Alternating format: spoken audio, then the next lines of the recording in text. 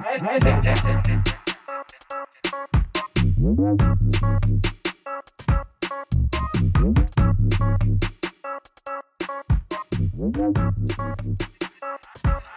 my shit. Wait.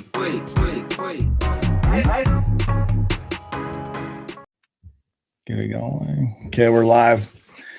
All right, guys, welcome back to the podcast.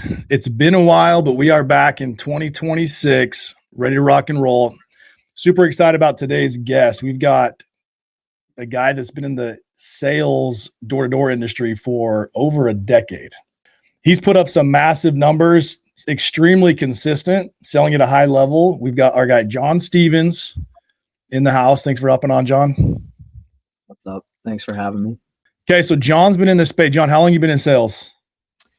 I started sales in 2014 with Vivint. So 12 years now. Yeah, 12 summers. This is going into year 13. Summer 13, freaking grinder. Okay, so I want to get into that a little bit. I'm going to ask you this, the dynamic of being in the door-to-door space and especially doing summers, leaving home, leaving the wife and kids and stuff for that many years. I'm kind of in the same boat. We've both been grinding this out for a while. So I want to get into that. But first, the whole reason that we ended up even connecting, because me and Jon have known each other for a long time. Indirectly, we work in the same division at Vivint. And Jon's been one of the OGs, been cranking this out for so long. So what sparked this was your IG page. So I noticed when you started your IG page, just so you know, I was super excited. I get pumped when guys start posting that I haven't seen on there. So I want to ask you, what prompted you to start this page first of all? But before we get into that, just so you guys know, he started this. Actually, no, I'm going to let you tell it. So what prompted you on posting? I've actually wanted to post for like a long time. I have videos that I recorded, like, I don't know, maybe after my 5th summer or something, where I was like, I'm going to start recording. I'm going to be posting videos. I never posted them though. And mainly just to like document my life. I feel like with door to door, we run into so many crazy stories or crazy people or just funny stories within the office or cool guys, crazy guys.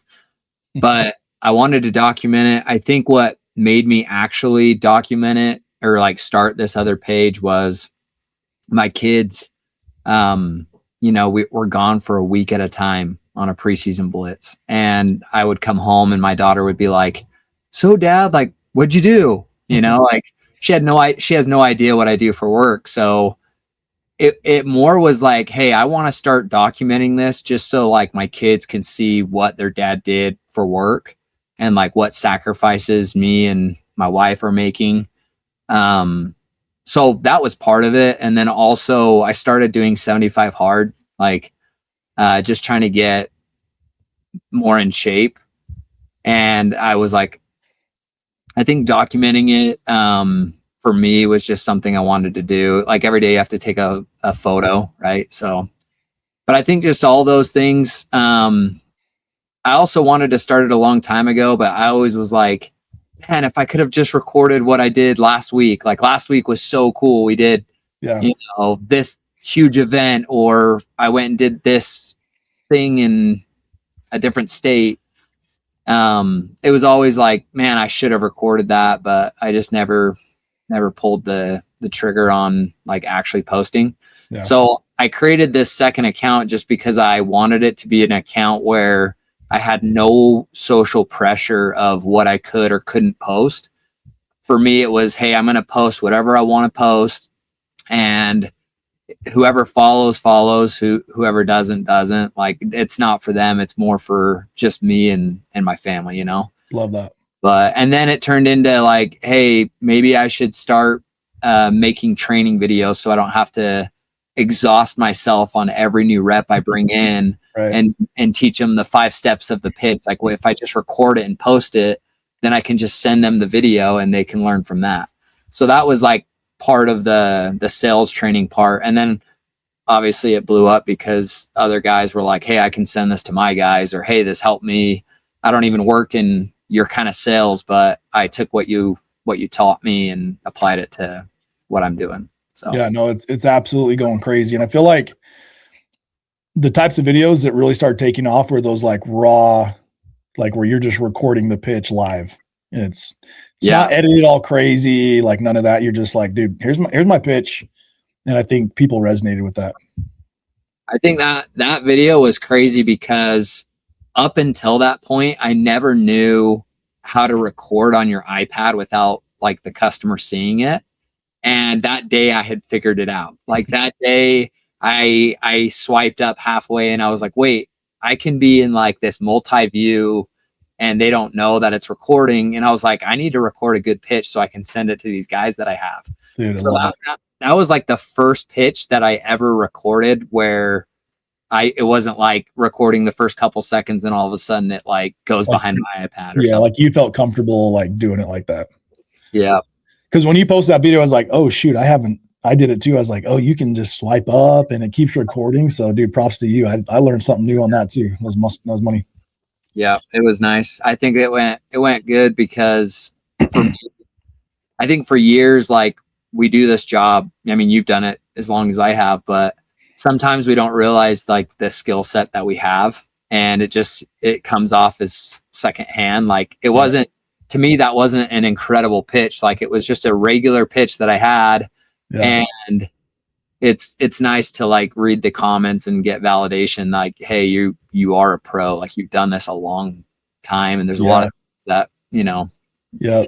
I noticed that. They're like, dude, your tone was so good. You're just like super laid back and confident. And yeah, for the rookies out there, it just comes with time, just comes with experience, you know, putting the reps in. Love that. So IG, if you guys want to follow Jon's page, I'm popping it up on the screen here. So Think Bigger, Become Better on IG. He's been doing some awesome things with that. I think from what I saw today, you just hit 4,000 subs. So congrats. Thanks. Been doing it for 30 days now. So absolutely destroying it. So are you now, I'm assuming because you're putting the content out there, you're getting some recruits now. You're getting some guys reaching out. Yeah. Yep. I have a couple recruits out of it and a bunch of other people in the pipeline. So couple sales out. A couple sales too. Nice. What's your thoughts on just using social media for recruiting versus shoulder tapping or doing booths at college campuses? I think it's a lot better. I think it's just people that already kind of know what they're going to get themselves into. I've even used it outside of, you know, people that are reaching out from Instagram. It's more when I run into someone that is like, hey, I don't know if I should do this job or not. I'm like, hey, dude, go watch my page. Like, go see what a blitz looks like. Like, I have every day of the blitz on there. So I use it for that, like just to give them, you know, what's it called? A fly on the wall view of what it would be like if they were to try it out.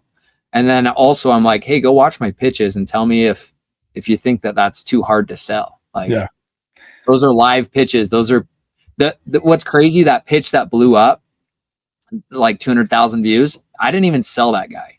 Everyone's like, oh, you're just posting all your good pitches. I was like, dude, that guy didn't buy from me. Like, and that's the one that everyone's like, dude, your pitch and tone was incredible. I'm like, it was a good pitch, but he didn't buy. So that's funny.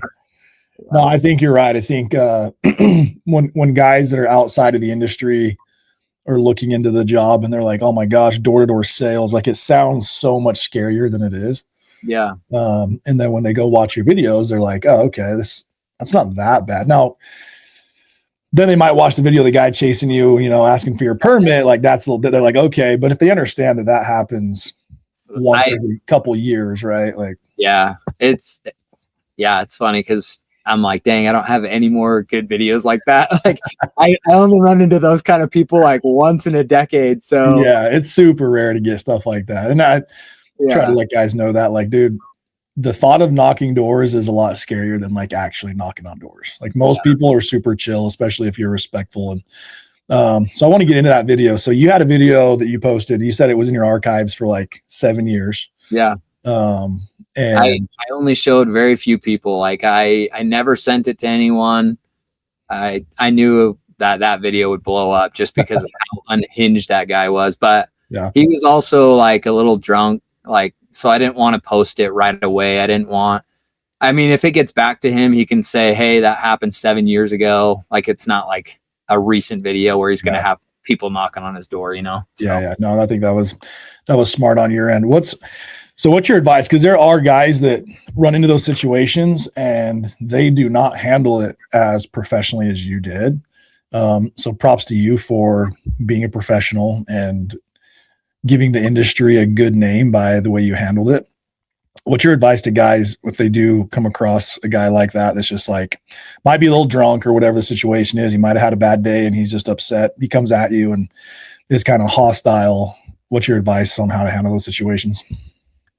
I think understanding your why, like, I mean, I was probably justified to retaliate in some way, you know, like he came up and didn't push me, but he was, you know, pushing against me and really threatening. But at the end of the day, like what matters most to me was I have a family to go back to, you know, I have to provide, I have a team that's counting on me to get a sale that day. So what was more important was for me to just be the, I guess, bigger man. And I wasn't like I folded though. Like I definitely held my ground and said like, hey, I'm allowed to be here, but I didn't let that interaction ruin it. I actually went and sold the very next door I knocked, his neighbor. No way. Yeah. When I knocked the door, I was like, hey, how are you? Like, did you see what we're doing on the Facebook page? Like, I was so happy. And they're like, I don't know. And I'm like, yeah, let me show you. Let me step inside. Like I transitioned really fast because I didn't want to back out and ruin it. But I sold the next door neighbor, and I didn't want that guy. If someone controls your emotions, they control you. So I didn't want that guy's interaction with me to ruin the rest of my day or week. So I just saved the video, and every time I needed a good laugh, I'd pull up the video and show it to someone. You're like, at least I'm not dealing with this guy today, right? Like, exactly. Yep. That's cool. I love that, dude. And yeah, for the guys out there, if you run into situations like that, it's just be the bigger person, you know, give the industry a good name, be mature about it. Even guys are tempted to like get that last little jab in as they're walking away. Like even that stuff's not worth it. Like just walk away and go to the next house. That's why they pay. I call those guys commission boosters, right? Like you said in the video, because there are guys out there like that. That's why the job pays us what they pay us. Exactly. That's what I was like. I'm like, yeah, we make a lot of money because of guys like you. Like you're the reason that I get paid so well for just talking to people. So 100%. If everybody that like, imagine a world where you're knocking on a door and they're like, oh my gosh, a sales guy, like come in. Do you need some water? Do you need some food? Like if everybody treated us like that, I mean, the streets would be full of sales guys. So, exactly. But yeah, they pay us well because of some of those interactions, but they are super rare. I wanted to ask you this. So you've been at the same company your whole career. So talk to me about that. Cause you know, you've seen guys probably go do different types of sales, whether it's solar or pest control or anything else. What's, when you sit down and look at it, why do you choose to keep selling home security / smart homes over the other products? I've got lots of friends in all different types of sales. And I know that good money can be made at all places. I've just never had a good reason to leave. The grass always seems greener on the other side, but ultimately it's greenest where you water it. So for me, Vivint's never treated me bad. I've made very good money here. I like the schedule. I like that I can work for 4 months on really hard and then have 8 months of freedom with my family. Like every time we've had a kid, I've been able to spend, you know, a few months with the kid and not worry about, I don't know, a pipeline or anything like that. So I like it. I don't know. Like it's treated me really good. So there's no reason to go elsewhere. And I think, you know, as long as I still get treated good, I'll be here for a long time. So yeah, no, amen. I think we've seen guys go to, I mean, like you said, every industry has their pros and cons. Yeah. Solar, one of the hard, and we did solar for a while too within our company. And Yeah. obviously the nice thing was commissions were fat, but you had to manage a pipeline, and you had, actual deals that went through and got glass on the roof were a lot lower. Yeah. So pros and cons there. One thing I love about smart home is it's a same day install. Yeah. Like products in the house same day, and we get paid the next Friday. And based on, like, compared to the contract value that we sell versus the commission that we get, we're actually paid really well. Yeah. I was talking to a car salesman, a month or two ago, and he's selling a $40,000 car loan, and he's making a couple $100. So the fact that we can sell a smart home security loan for $2,000 to $4,000 and make $1 to $2,000 on it's pretty cool. Yeah, for sure. How is the schedule with summers because you're married and you've got, how many kids you guys have now? We have 3 kids. We've been married 9 years, going on 10 this next September. But yeah, it's been good. Every summer my wife has come out with me. So except for this last summer. This last summer we had our 3rd kid at the worst, like right after, 3 weeks of summer starting. So yeah, she didn't really want to move across the country with a brand new newborn and 2 other kids. And I don't blame her. So, but yeah, every summer she's come out. It's been awesome. Our kids have been able to live in different places and different cultures, and it's been awesome. I feel like sometimes when we go live in an apartment all summer and your family's there, you're going to the pool every day with them, and then you come back to like your house, you feel a lot more blessed in a way. Yeah. Like, holy cow, we have more than 1,200 square foot. Yeah, for real. So it's nice. It kind of gives you the perspective of like what you're doing is worth it, Yeah, no, that's cool. What and for the wife, what's her thought on it? Like, does she like going out there and staying in the apartments, or is she like laying out by, I know we get honest here, right? Like, sometimes it's harder. I mean, I'm sure that she doesn't enjoy it very much, but she enjoys being around me and seeing the kids around me. So that part's worth it. We've kind of figured it out. Like, I go out for the first month of the summer, and then she comes out for 2 months, and then I send them home, for school and everything. And I stay out there the last month. Yeah. So rather than them being stuck out there for 4 months, they come out for 2, and it kind of breaks it up a little bit more. And it's nice. Like, it's awesome when they're out there. The first month is you're really heavy training rookies, and, you have meetings at night and in the morning. And once that first month of hardness is over, then you're able to spend more time with your family. So that's like the best time for them to come out. Yeah, no, I 100% agree with that. And how old's your oldest? They're in school now? Yeah, my oldest is 7. Yep. So she's in school and starting to get that school age where, they starting to have friends, they don't want to leave in the summer to, with their friends and all that as they get older. I'm sure it'll get harder, and maybe they come out for 2 weeks, but I think every summer it'd be nice if they come out for at least a couple weeks, and a month or 2, break up the summer a little bit. Yeah. And I think I love the fact that we do, the family does get to see different parts of the country, different cultures, and lay out by the pool for a few weeks while we're out there knocking on doors. Exactly. The generation now, it's like, they get what they see on Instagram, like all the Lambos and stuff. They just want that quick money, and it's just not realistic. Like, they're getting kind of bamboozled from the guys on IG and stuff. So your group grew pretty good this last couple of years, didn't it? My group, we've got.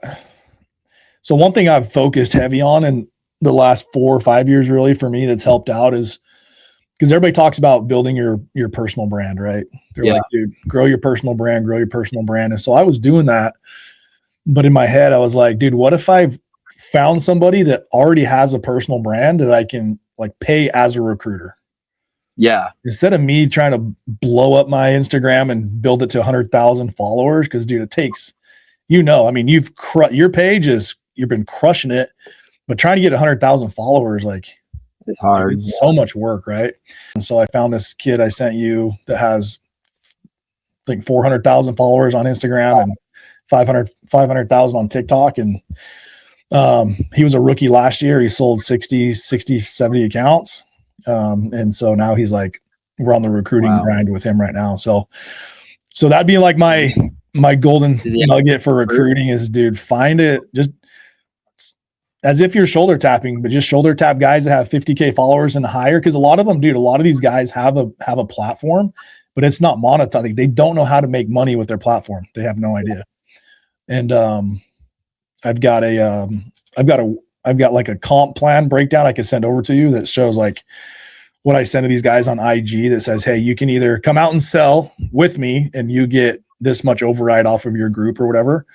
Or if you just want to recruit and you don't want to come out and sell, you just want to like plug the opportunity, then I've got 2 different pay tiers that they can choose from. One of them's like they just get paid per onboard, a flat rate, or they can get paid off their production if they want to kind of be involved with the production. So it kind of protects our margins too. So yeah, I'll zip it over to you. Okay. Any advice? Actually, since you've been such a high producer, I did want to get some nuggets from you because you've been super consistent, 200 plus accounts every year at Vivint, which is, I mean, you're top 1% in that realm. Yeah. Give us 2 or 3 must do nuggets if you want to perform at that level. I think I've told this to a lot of people, but I think that if you can sell 50 people, then you can sell 100. If you can sell 100, you can sell 200, 300, 400. There's not as big of a difference as people think. So we'll start from going from 50 to 100. If you're selling 50 accounts in a summer and you're getting 50 strangers that were not planning on buying an alarm system to that same day purchase an alarm and sign up for, 5 years, then all you need to do is work a little bit harder, a little bit more consistent, not be on your phone, and just dial it down. And that's how you get to 100 accounts, right? Do some preseason. So I think that's probably the biggest step is once you hit 100. Once you hit 100, going to 200 and 300, all it is consistency. Like if you can sell 100 people in a summer, then all you need to do is do 25 preseason and then just make sure that you're hitting the doors at 2:00 and then not stopping till 9. And if you do that every single day, you're going to hit 200 accounts and just stay consistent. A lot of people, they get in their head and they get in their mind and their work ethic starts to dip, or they start getting better at sales and their work ethic dips. But if you can just stay consistent with your work ethic and continuing to learn and get better, I think anyone can sell 200 accounts. I really don't think that 200 accounts is like crazy. Yeah. 300 accounts just takes more discipline. And I think that for me, that's probably where I've lacked the most is I need to just be more disciplined to go sell 300, 400, 500 accounts. Like I really think that I could do that. And I'm actually excited for this next year because I feel like with posting, I feel way more obligation or I don't know what the word is, but you got more eyeballs on you now. Yeah, I got more eyeballs on me. It's like, hey, if this guy's going to put out a training, like he better be able to sell. So it's exciting for me because I'm like, man, I finally feel like I have something that like motivates me to go see what's possible and not just, I've kind of coasted the last few years of, making really good money, but there's really nothing pushing me to go hit the next level. So yeah, you're pretty much on autopilot. Like you've been doing it so long, you can just go out there and essentially just push play and every year I just go out and go make $300,000 or more. Like, but there's nothing really that's been pushing me to stay consistent and push myself to like the next level. And I think this next year I'm excited for just having an Instagram where there's more eyeballs on me. It's funny with social media, you can see who watches your stories and who shares your stuff, but who never likes your stuff, never comments. Like, those are the eyeballs that I want to because they're watching you every day, hoping that you'll stop posting or hoping that you'll fail, So those are the people that motivate me probably the most of like, yeah, keep watching. Like, we're going to sell 400 this year, you know? So I love it. Well, I'm a big fan, dude. Love that you're posting.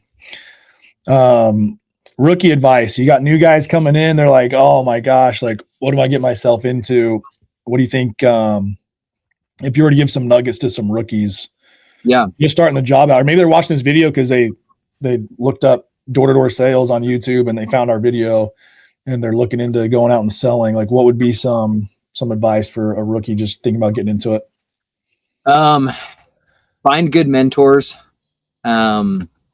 You got to make sure that you're with a good company and that you're with a manager who cares about your success.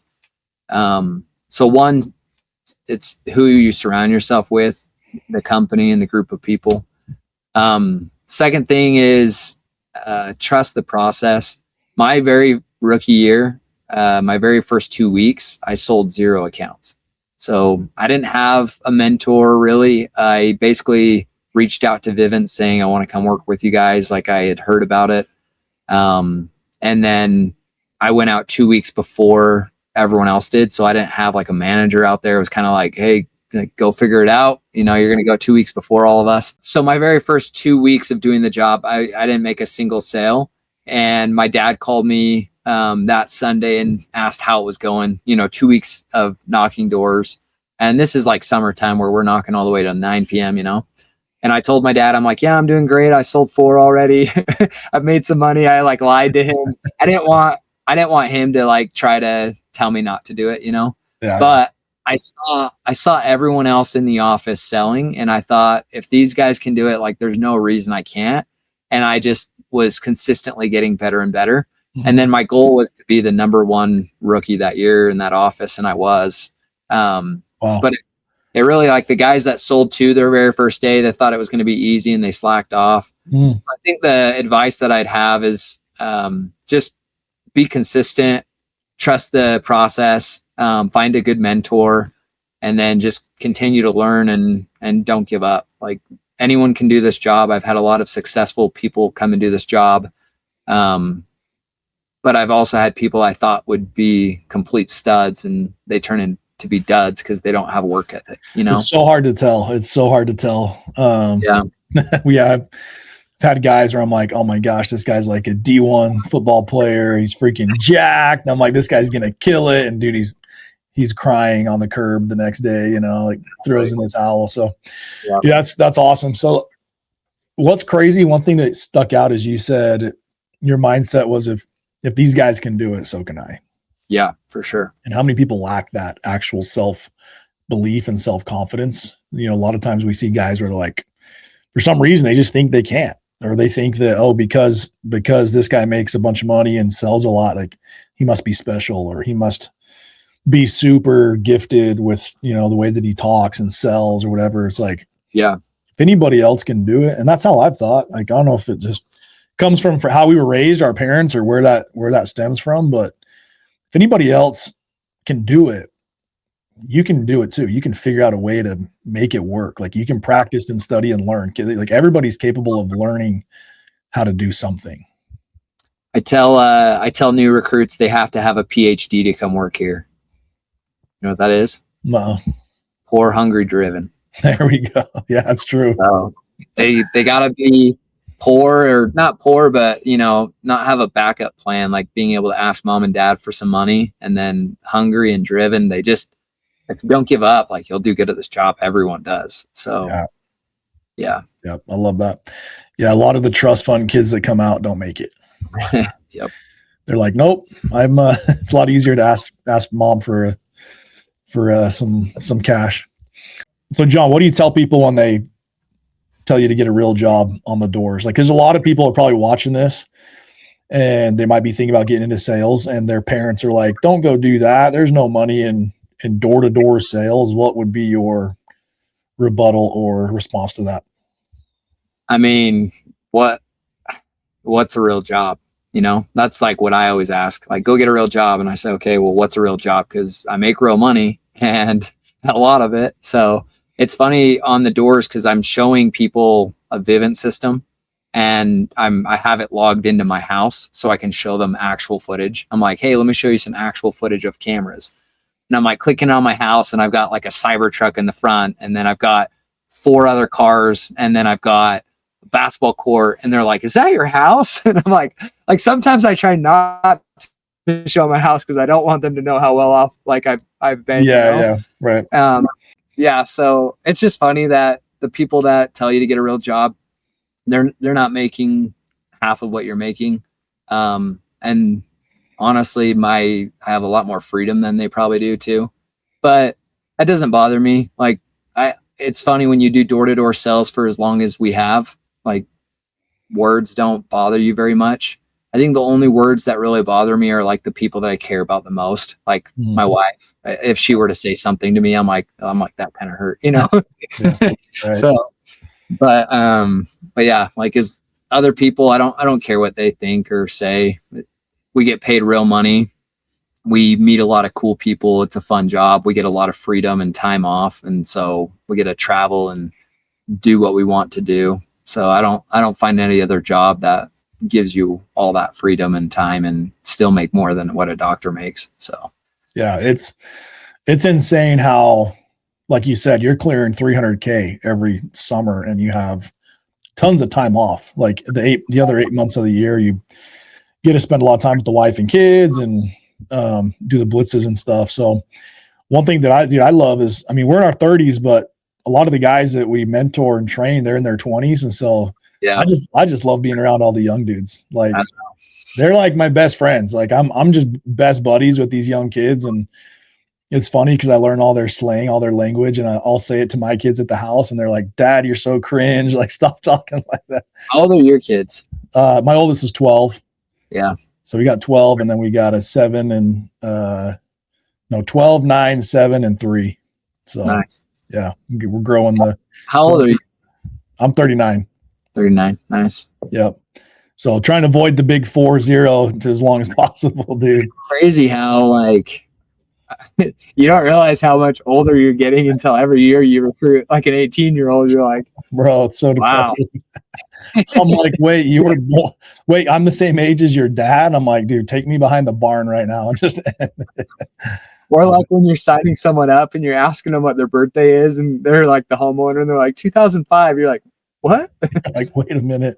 Yeah, it's crazy. And I obviously never thought I'd be doing this job for this long. That was never in the cards at all. But dude, it's been super awesome. Right. Obviously the growth and the money.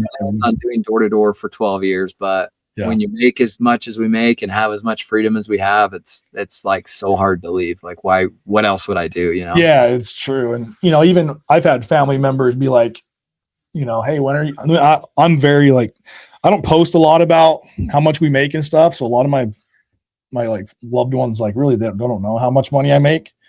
They know that the family's taken care of, So even sometimes they've said like, when are you going to do something else? I'm like, what, why else? Why would I do anything else? Like I have the funnest job. I get to hang out with a bunch of young kids that give me tons of energy, and the money's incredible. Obviously there's definitely sacrifices with the lifestyle, with the kids and the wife and traveling. There's sacrifices there, but for me, those types of sacrifices are far less hard, I guess would be like than sitting in traffic, driving to an office every day, like 9 to 5. Like you couldn't pay me to go work a 9 to 5 ever. Like if you were to calculate, working 9 to 5 and 30-minute travel time there and back or more, and all year long to make half of what we make, I'm like that's way more time away from my family. Like I get to go drop my daughter off to school, pick her up from school, take my kids to do whatever I want, whenever I want. Like you get so much freedom that you can't get through like a normal job, And the relationships, like with your kids, like you mentioned, you get to spend a lot of time with your kids when other jobs you'd have to go clock in somewhere, and you get home at 6 p.m. from a 9 to 5, you get home at 6 just in time to eat dinner and go to bed. You can't really give your kids that much attention. So in our off season, yeah, we get to, coach their sports teams and be super present with the kids, which helps us be, fulfill the role of being good fathers and good husbands too. Yeah. So that's awesome. Well, dude, Jon, it's been a freaking pleasure. If you guys want to follow this guy's page, he puts out some incredible content, sales content, and he posts some raw, real pitches out there. It's not edited. Give his page a follow. And I've got my sales course. If you guys want access to it, it's on the school platform. It's called Sales IQ. I've got some trainings in there that are essentially help people in pest control, solar, alarms. It's a pretty generic training. You guys can get that for free as well in the school platform. So other than that, dude, I appreciate having you on. We'll be in contact, and let's crush 2026. Sweet, dude. Thanks for having me. Okay, brother. Have a good day. Yeah, take care. Bye. Peace.